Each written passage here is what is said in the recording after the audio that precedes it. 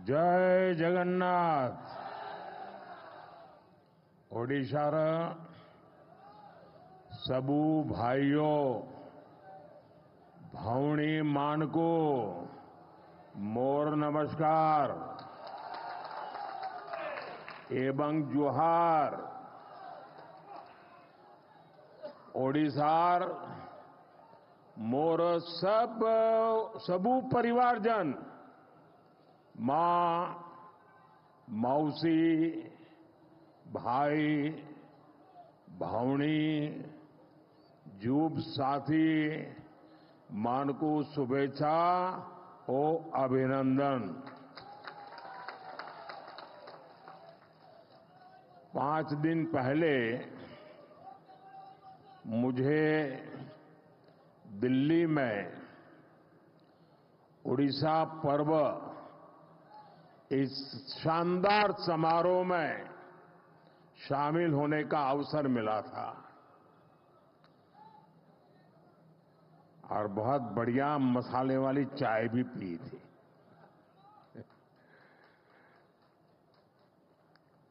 और मैंने धर्मेंद्र को जरा डांटा था। मैंने कहा यार इतना बढ़िया कार्यक्रम किया, मेरे पास जरा ज्यादा समय होता तो मैं और ज्यादा अंदर घूम लेता। शानदार कार्यक्रम था जी। ओडिशा पर्व में उड़िया विरासत और गौरव के वो भव्य दर्शन, उड़ीसा के लोगों का स्नेह और अपनापन, वो मेरे लिए बहुत ही यादगार पल है। आज मुझे बाबा लिंगराज की पावन धरती पर आने का सौभाग्य मिला है। मैं इस एकाम्र क्षेत्र को प्रणाम करता हूं। मैं महाप्रभु जगन्नाथ के चरणों में प्रणाम करता हूं। साथियों, यहां एयरपोर्ट पर ही इतनी संख्या में आपका आना, उड़ीसा के लोगों का आना, और मुझे तो इसका एंड दिखता ही नहीं है, लोग ही दिखते हैं।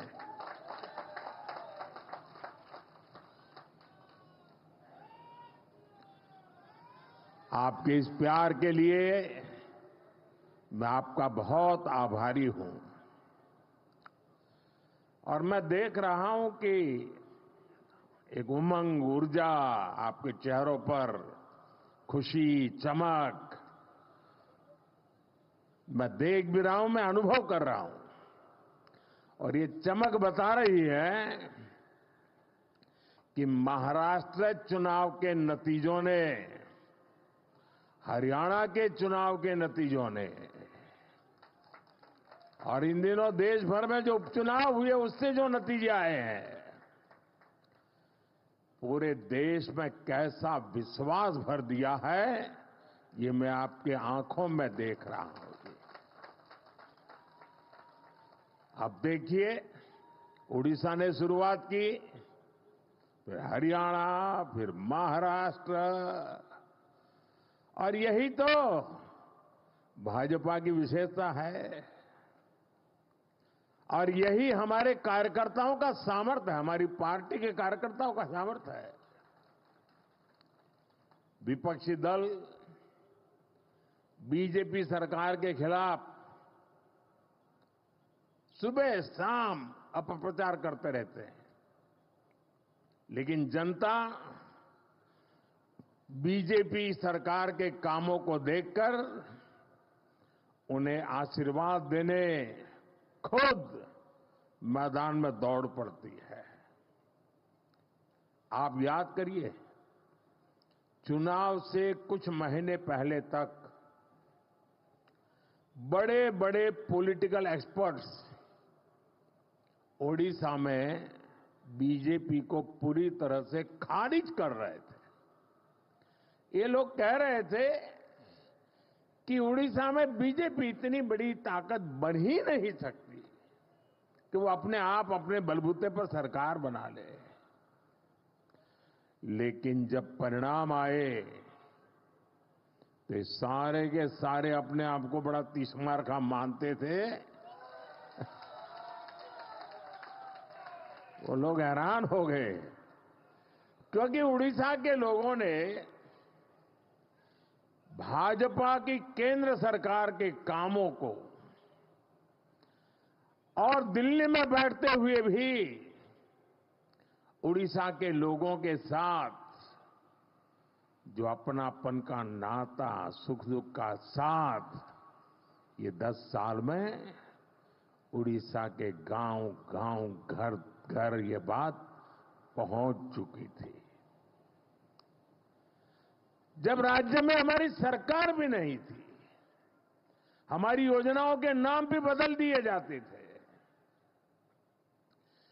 सब कुछ होता था, फिर भी ओडिशा के विकास के लिए पूरी लगन और ईमानदारी से हम लगातार काम करते रहे। केंद्र सरकार ने, और मैं कहता हूं भारत सरकार के मंत्रिपरिषद में जितना उड़िया का प्रतिनिधित्व रहा है, पहले कभी नहीं रहा। और केंद्र सरकार ने कभी ये नहीं सोचा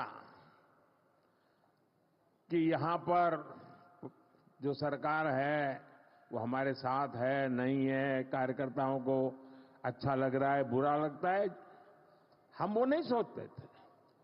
हम जनता का भला करना सोचते थे।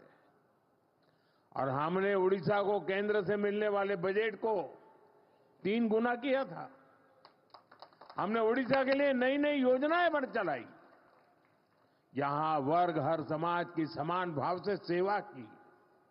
और इसलिए उड़ीसा की जनता बीजेपी की नीतियों को और कार्यशैली को भली भांति जान पाई, उनका एक विश्वास पैदा हुआ और दिल खोलकर हमें आशीर्वाद दिया।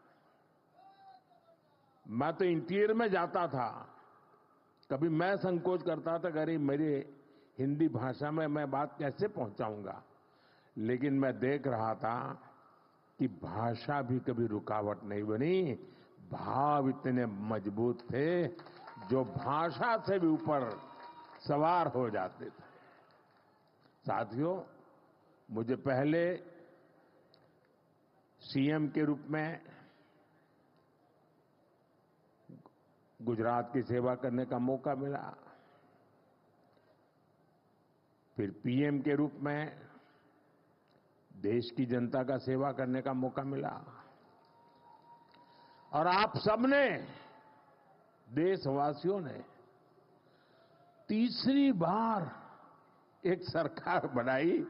मैं दुनिया में जहां भी जाता हूं, सारा दुनिया के लोगों को लगता है भाई क्या बात है, हिंदुस्तान के लोग 140 करोड़ का देश, इतना बड़ा देश, और लगातार एक सरकार को बार बार चुनता जा रहा है।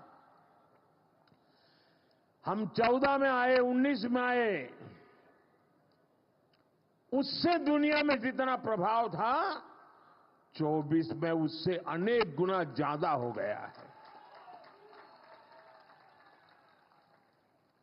और साथियों, जब मैं सीएम पीएम के रूप में काम करता रहा, मैंने राजनीति के अलग अलग रंग देखे हैं, मैंने उसके तरीके भी देखे हैं, और मैं मानता हूं कि राजनीति में नीतिगत विरोध ये बहुत स्वाभाविक है, ये लोकतंत्र का स्वभाव है। किसी भी निर्णय को लेकर अलग अलग मत हो सकते हैं। राजनीतिक दल अपने हर तरह के विचार जनता के बीच ले जाते हैं, और पूरा अवसर होता है जनता को प्रशिक्षित करने का। हर राजनीतिक दल को, राजनीतिक विचार को हक होता है, और ये अधिकार का भरपूर उपयोग कर भी सकते हैं।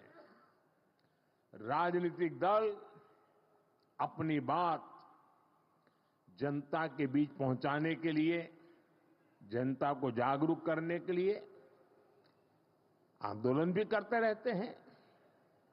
लोकतंत्र की, संविधान की मर्यादाओं में रह करके अपने विचार को प्रकट भी करते हैं। और आंदोलन पहले भी होते थे, आंदोलन आज भी होते हैं, लेकिन पिछले कुछ समय से एक बहुत बड़ा बदलाव आप सभी महसूस कर रहे होंगे। भारत की संविधान की भावनाओं के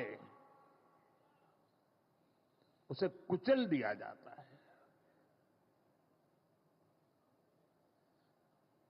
लोकतंत्र की सारी मान मर्यादाओं को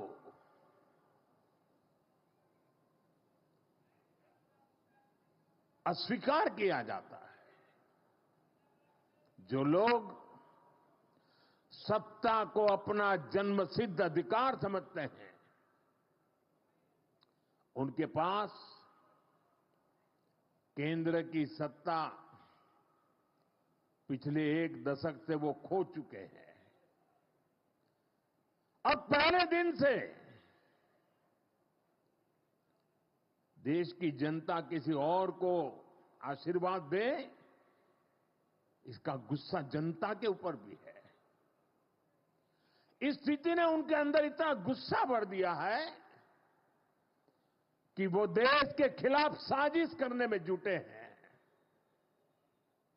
ये लोग अपना गुस्सा जनता पर ही निकालने लगे हैं।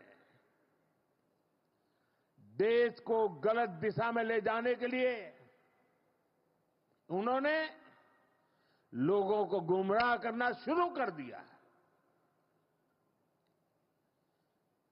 उनकी झूठ और अफवाह की दुकान पिछले 10 साल से चल रही है। अब उन्होंने इस अभियान को और तेज कर दिया है। ऐसे में जागृत नागरिकों को, भाजपा के कार्यकर्ताओं के लिए, जो देश को प्यार करते हैं उनके लिए, जो संविधान का सम्मान करते हैं उनके लिए, जो लोकतंत्र को जीते हैं उनके लिए, ऐसे लोगों की हरकतें, उनके इरादे, उनके कारनामे बहुत बड़ी चुनौती बनते जा रहे हैं। और इसलिए मैं सभी देशवासियों से कहना चाहूंगा, लोकतंत्र के प्रति समर्पित हर कार्यकर्ता को कहना चाहूंगा, हमें हर पल सतर्क रहना है और लोगों को जागरूक करते रहना है। हमें हर झूठ को बेनकाब करना है। सत्ता के ये भूखे लोग जनता से सिर्फ झूठ बोलते आए हैं। जब इनका एक झूठ लोगों पर काम नहीं करता, तो उससे बड़ा दूसरा झूठ गढ़ते हैं। ये अपने कार्यकर्ताओं को भी झूठा दिलासा देने के लिए यही कर रहे हैं। मैं तो, आप भी तो देखते होंगे ना, 2019 में जो चौकीदार उनके लिए चोर था, 2024 में आते आते वो ईमानदार हो गया और एक बार भी चौकीदार को चोर तो गाली नहीं पड़ी।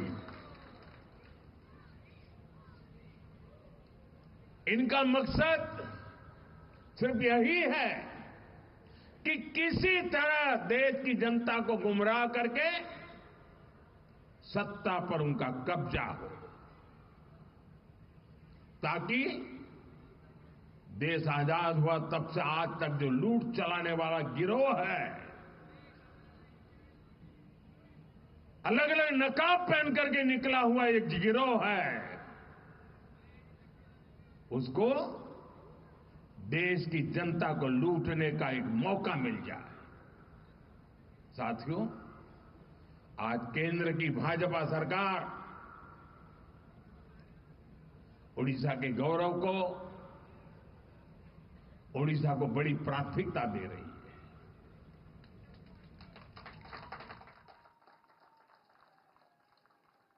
इसी महीने ओडिशा में आप सभी ने बाली यात्रा का भव्य आयोजन किया, सफल आयोजन किया है।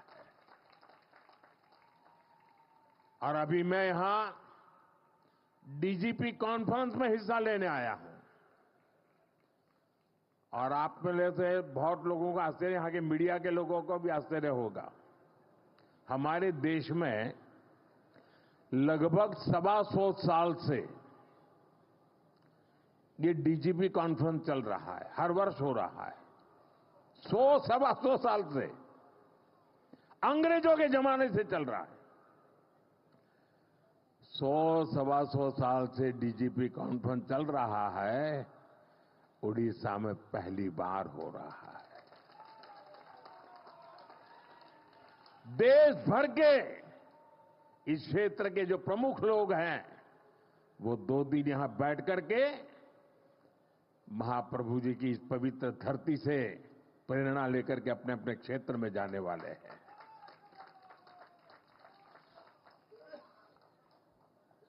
अभी तो डीजीपी कॉन्फ्रेंस है, अभी 4 दिन के बाद 4 दिसंबर को यहां पर नौसेना दिवस का अवसर इस बार पुरी में ऑफ डेमो 2024 का आयोजन हो रहा है।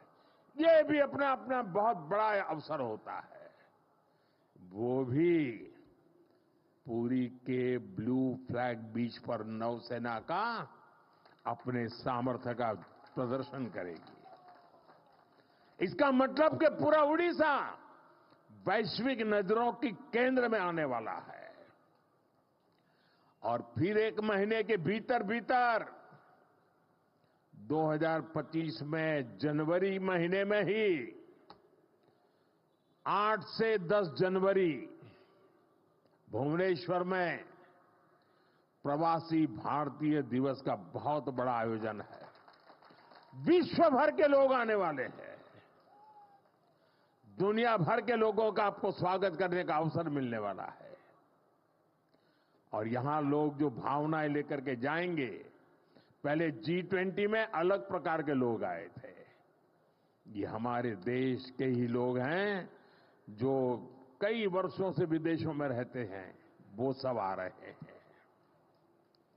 और ये लोग जब वापस जाएंगे ना, तो उड़ीसा की इतनी कथाएं दुनिया भर तक पहुंच जाएगी। उड़ीसा का भरपूर प्रचार प्रसार होगा और यहां पर्यटन के अवसर बढ़ेंगे। हम उड़ीसा को देश ही नहीं, दुनिया के नक्शे पर प्राथमिकता दिलाना चाहते हैं। इस तरह के आयोजन उड़ीसा को मिल रही प्राथमिकता का प्रमाण है। आप अभी से प्रवासी भारतीय दिवस की तैयारियां भी जरूर करें और G20 से भी शानदार होना चाहिए। एक ऐसा अवसर है जिसमें हर कार्यकर्ता अपने सामर्थ्य का प्रदर्शन कर सकता है। हमारा उड़ीसा स्वच्छ हो, सुंदर हो, हमारे पास 1 आध महीना है, शानदार कर सकते हैं, सफाई का बड़ा अभियान चला सकते हैं।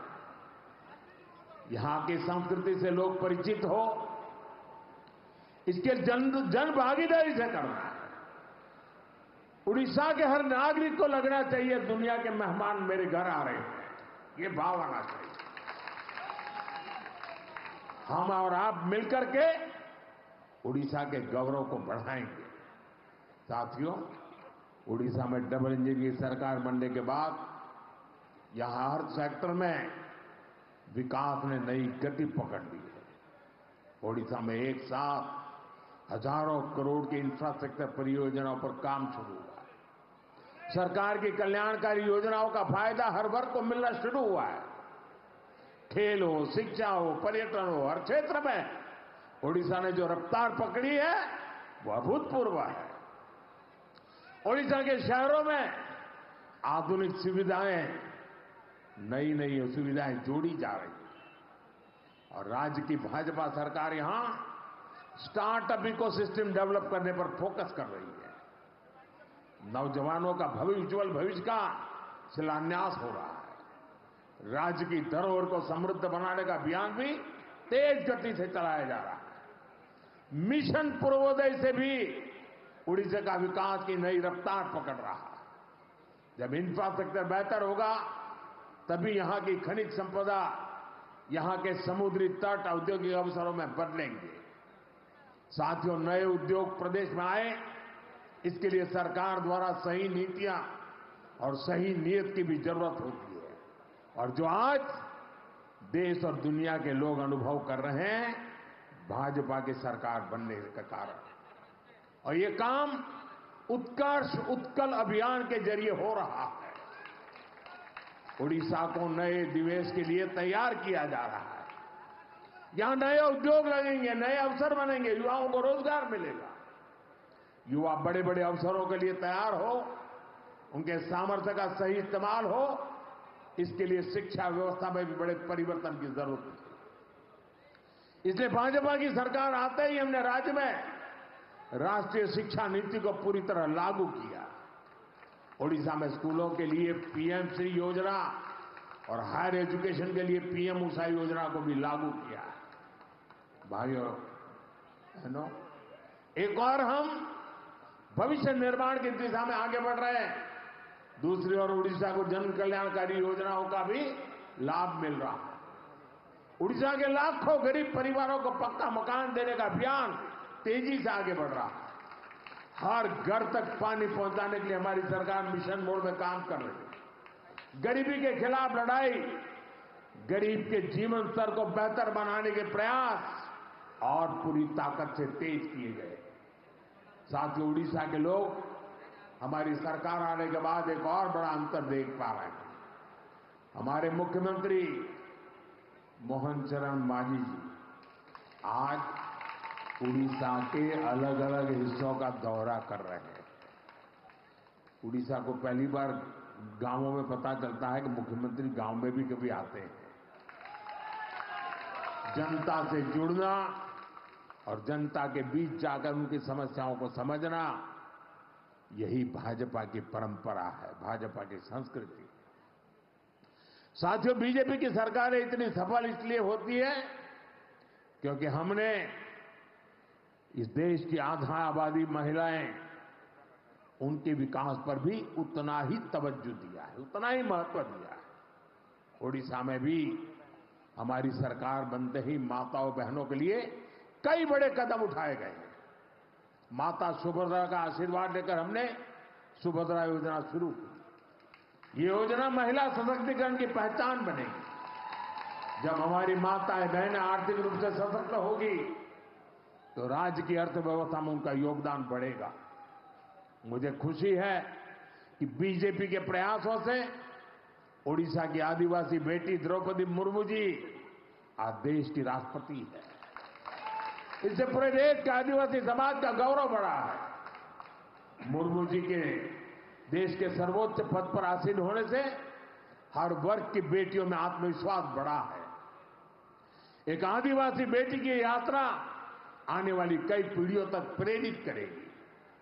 साथियों, ओडिशा में जनजातीय कल्याण के लिए कई महत्वपूर्ण कदम उठाए गए। ओडिशा के 13 आदिवासी समुदायों को पीएम जनमन योजना का लाभ मिल रहा है। आदिवासी बच्चों की पढ़ाई बीच में न छूटे, इसके लिए उनके घर के पास ही स्कूल की सुविधा देने का प्रयास किया जा रहा है। उड़ीसा के आदिवासी बहुल इलाके में एकलव्य मॉडल आवासीय स्कूल खोले गए। साथियों, चुनाव के समय मोदी ने आपको कहा था कि जो गारंटी मैं दूंगा उसे तेजी से पूरा किया जाएगा। आज उड़ीसा में हमारी सरकार हर गारंटी को पूरा करने के लिए काम कर रही है।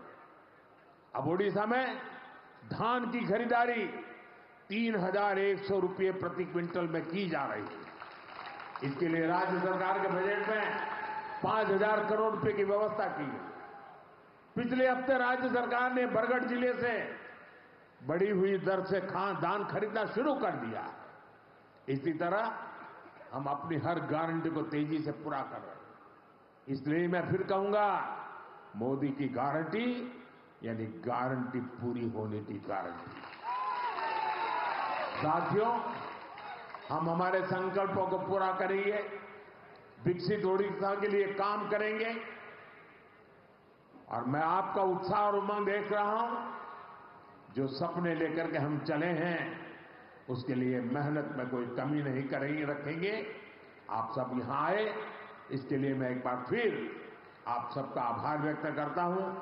दरअसल तो मैं एक आज सरकारी मीटिंग के लिए आया हूं, लेकिन हमारे धर्मेंद्र जी वगैरह ने तय किया नहीं, हम तो चाहते हैं, तो मुझे अच्छा लगा। आप सबके दर्शन करने का मुझे मौका मिल गया। आप सबका बहुत बहुत धन्यवाद।